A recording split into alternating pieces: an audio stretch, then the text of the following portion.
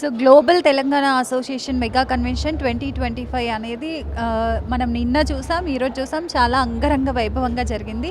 ఇప్పుడు మన దగ్గర కొత్తగా ఎన్నికైన సర్పంచ్లు అయితే ఉన్నారు. మరి మొన్ననే రీసెంట్గా సర్పంచ్ ఎన్నికలు అయితే జరిగాయి. నిజంగా హోరాహోరీగా జరుగుంటాయి ఎన్నికలన్నీ కూడా.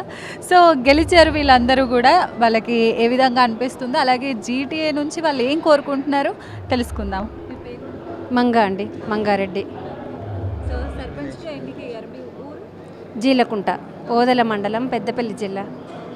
అంటే మీరు ఎంప్లాయీ అని విన్నాం యోయో టీవీకి. సో ఎలా ఉంది ఎంప్లాయీగా ఇప్పుడు మళ్ళీ సర్పంచ్గా ఎన్నికవ్వడం? ఎంప్లాయీగా అంటే నాకు చాలా ఇష్టమైన జాబ్ అండి ఇది.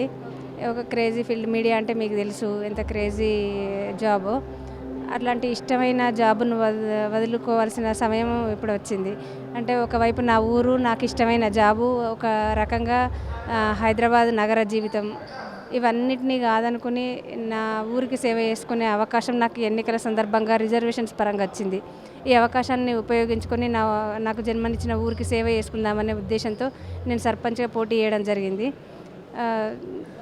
అదృష్టవశాత్తు గ్రామ ప్రజలు నన్ను ముగ్గురు ప్రత్యర్థులను కాదని నాకు అవకాశం ఇచ్చి నన్ను ఎన్నుకోవడం జరిగింది.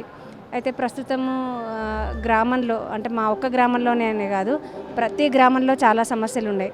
అంటే మనకు స్వాతంత్రం వచ్చి 75-80 సంవత్సరాలు అయింది. అయినా కూడా చాలా గ్రామాల్లో కనీస సౌకర్యాలు అనేటివి లేవు.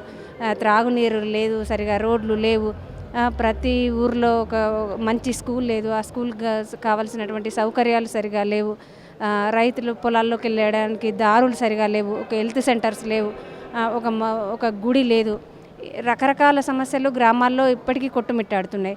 ప్రభుత్వాలు ఎందుకో వాటిని, ఆ సమస్యలన్నింటినీ అధిగమించలేకపోతున్నారు. అయితే మా గ్రామం వచ్చేసి చాలా చిన్న గ్రామము. మాకు ఇంటి పన్ను తప్పితే మా గ్రామానికి పెద్దగా ఆదాయం ఏం లేదు. ప్రభుత్వాలు ఇచ్చే నిధులు మా గ్రామాభివృద్ధికి ఏ రకంగా కూడా ఉపయోగపడవు.